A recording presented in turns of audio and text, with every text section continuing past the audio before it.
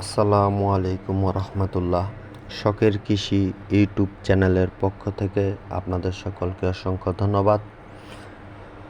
ঘূর্ণিঝড় রেমালের পরবর্তীতে আমার বাগানের অবস্থা কি সেটা আপনাদের দেখানোর জন্য একটি ভিডিও তৈরি করেছি।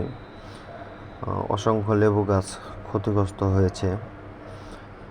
আমি একটু ঘুরে ঘুরে আপনাদেরকে দেখাচ্ছি যে আমার বাগানের বর্তমানে কী অবস্থা। দেখুন গাছগুলো অনেকটা হেলে গেছে। এই গাছটা মাঝখান থেকে ভেঙে গেছে ঘূর্ণিঝড়ের কারণে। প্রচণ্ড বাতাস, সেখানে ছোট ছোট গাছগুলো কিন্তু এই যে দেখতে পাচ্ছেন, এই গাছটা একবারে মাঝখান থেকে দুই টুকরো হয়ে গেছে। এই গাছটা পরবর্তীতে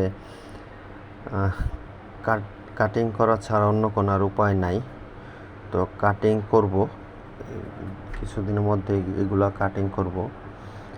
প্রচুর লেবু সম্পূর্ণ অনেক অনেক ডাল, এরকম ডাল লেবু, অনেক বড় বড় লেবু। কারণ এই জাতটা আমি আর একটা ভিডিওতে, এর আগের এক ভিডিওতে দেখাইছিলাম যে কলম্বো জাতের লেবু। তো আমার কলম্বো জাতের যে কটা লেবু গাছ আছে মোটামুটি সবগুলাই ক্ষতির সম্মুখীন হয়েছে। প্রায় 8-10টার মতো গাছ ঘূর্ণিঝড়ের কারণে ভেঙে গেছে। এই যে এইগুলো তারই একটি অংশ। এই গাছগুলো কিন্তু ঘূর্ণিঝড়ের কারণে ক্ষতিগ্রস্ত হয়েছে। অনেক লেবু ছিল, এগুলা অনেক বড় বড় সাইজের লেবু। 2-3টা লেবুতে 1 কেজি ওজন হয়ে যায়, এত বড় বড় লেবু, যার কারণে এই গাছগুলা ভেঙে গিয়েছে। আর এই লেবুগুলার প্রচণ্ড চাহিদা এই সময় বাজারে। যাই হোক,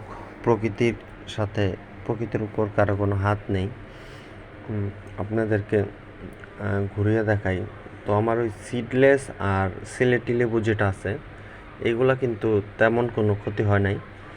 যা ক্ষতি হওয়ার ওই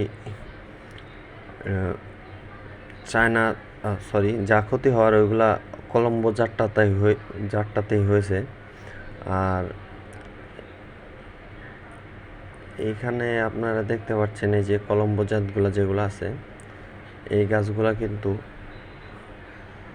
প্রত্যেকটা গাছ এরকমভাবে এই অবস্থায় আছে। প্রত্যেকটা গাছকে পুনরায় কাটিং করে কিন্তু ঠিক করা লাগবে।